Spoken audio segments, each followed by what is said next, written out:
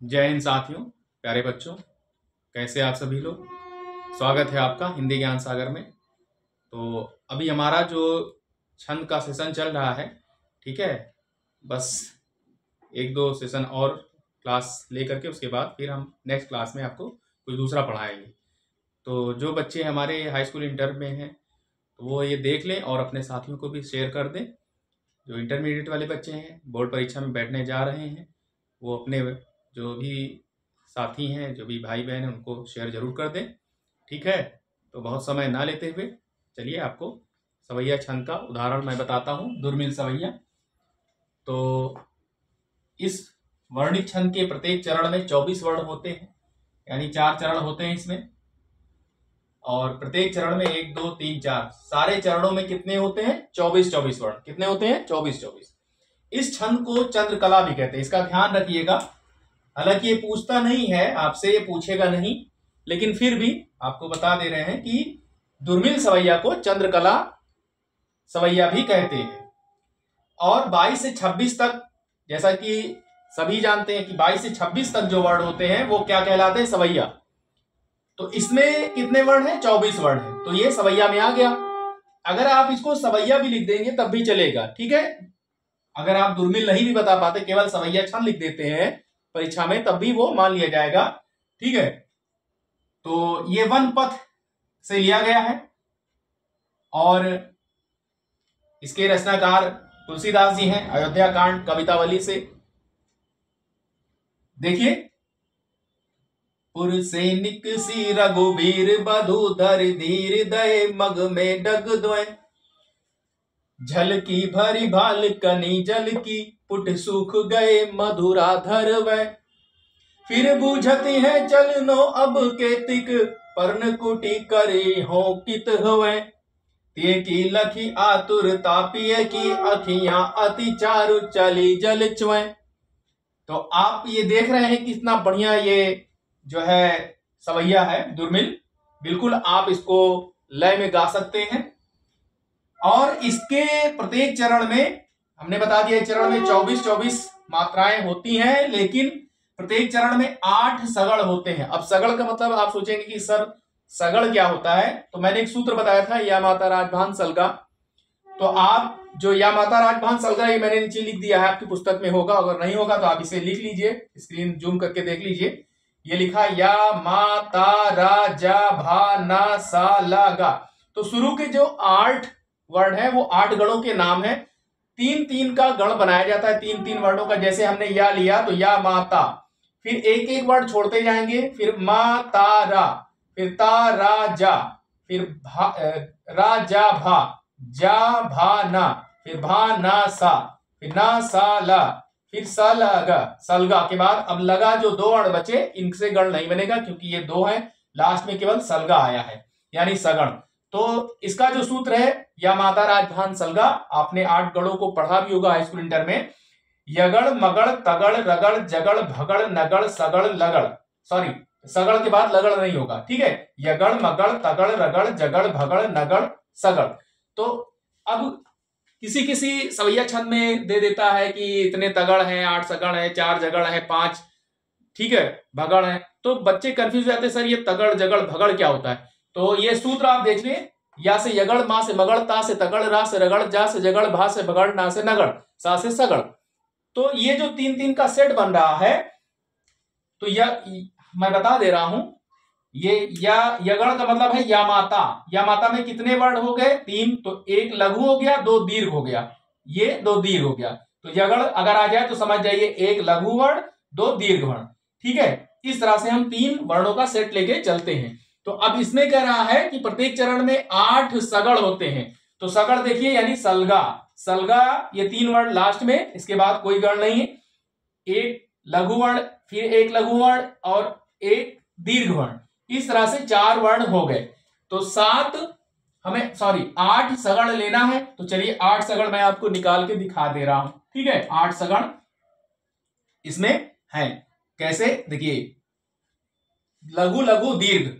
तो लघु लघु दीर्घ एक सगड़ हो गया, ठीक है। फिर लघु लघु दीर्घ, इसकी एक मात्रा, इसकी एक मात्रा, इसकी 2, तो एक ये हो गया 2 सगड़।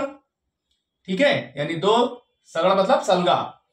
उसके बाद 1 2, एक ये 3 हो गया, फिर ये 4 हो गया, फिर ये 5 हो गया, ये 6 हो गया, ये 7 हो गया, और ये लास्ट में 8 हो गया। ठीक है, 1 2 3 4 5 6 7 8।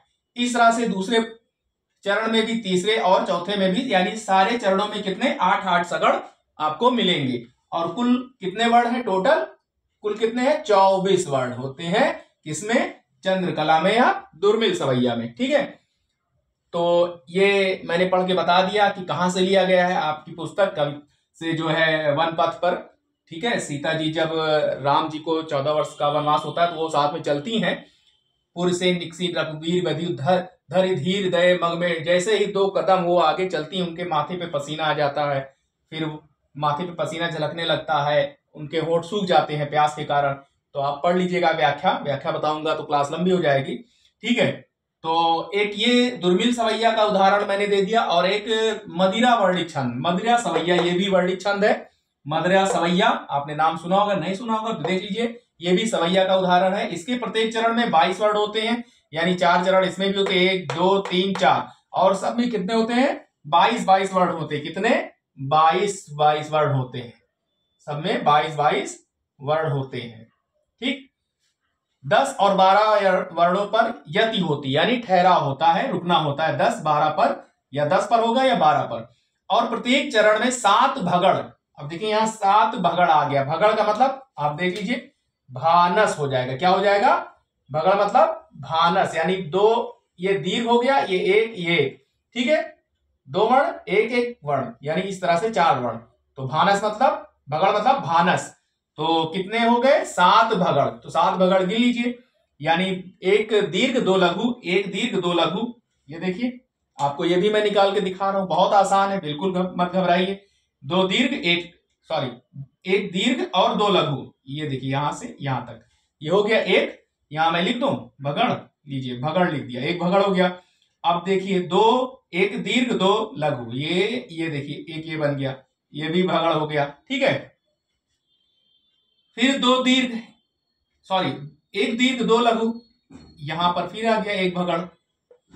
इस तरह से हम 4 भगड़ 7 निकालने हैं, 4 5 भगड़, 5 1 6 भगड़, और ये 7 भगड़ हो गया।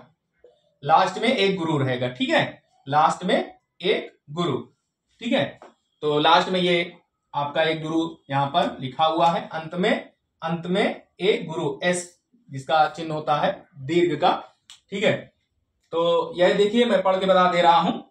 राग लगावत हो उठिके तड़फावत हो सखी सजनवा, आपहू आप न मोर नचे बदरी बरखा लखी सावनवा, कोयल रात कहाँ कुहुके कब गावत दादुर आंगनवा, धीरज राखहु ले ललिता बनी आवत साजन पाहुनवा। तो एक चरण में 22 वर्ण होते हैं, और 10 12 पर यति होती है। चरण के अंत में 1 दीर्घ होता है और 7 भगड़ होते हैं। तो ये एक उदाहरण आपको मैंने मदिरा सवैया छंद का दिया है, और एक दुर्मिल सवैया का दिया है। तो आई होप आपको समझ में आया होगा। ये सूत्र आप जरूर याद कर लें, जितने भी सवैया छंद हैं आप इस तरह से लिखोगे तो आपको बिल्कुल कठिनाई नहीं होगी। या माता राज भान सलगा लिखिए, और जैसे भगड़ पूछ लिया, जगड़ पूछ लिया, रगड़ पूछ लिया, नगड़ पूछ लिया, तो आप 3 वर्णों का, जहां से जैसे यगड़ है तो या से शुरू करेंगे, 3 वर्ण या माता, तो 1 लघु 2 दीर्घ लगाना है। अगर मगड़ पूछा तो मातारा, यानी दीर्घ दीर्घ दीर्घ, यानी 6 वर्ण हो गए, इसमें 3 वर्णों का सेट लेंगे, मातारा मातारा। ठीक है, अगर तगड़ दिया है तो ताराज। ठीक है, तो इस तरह से अगर आप याद कर लेंगे, करेंगे, तो बिल्कुल कठिनाई बिल्कुल नहीं होगी, और आप आसानी से समझ गए होंगे। तो क्लास कैसी लगी प्यारे बच्चों, साथियों, जरूर हमें बताएंगे, और अपने साथियों को आप जरूर इसको सेंड करेंगे। ठीक है, उनको भी ताकि लाभ मिले, क्योंकि बोर्ड परीक्षा एकदम करीब है, स्कीम आ चुकी है। और जो हमारे साथी, हमारे मित्र हमें देख रहे हैं, या हमारी बहनें देख रही हैं जो तैयारी कर रही हैं, SI UPP की जो वैकेंट आने वाली है, ठीक है, या सुपर टेट की, या DLED एंट्रेंस की, ठीक है, बीएड की, तो आप उसमें भी इसको बिल्कुल लाभ ले सकते हैं। ठीक है, तो चलिए, वीडियो देखने के लिए बहुत बहुत धन्यवाद आप सभी का। जय हिंद।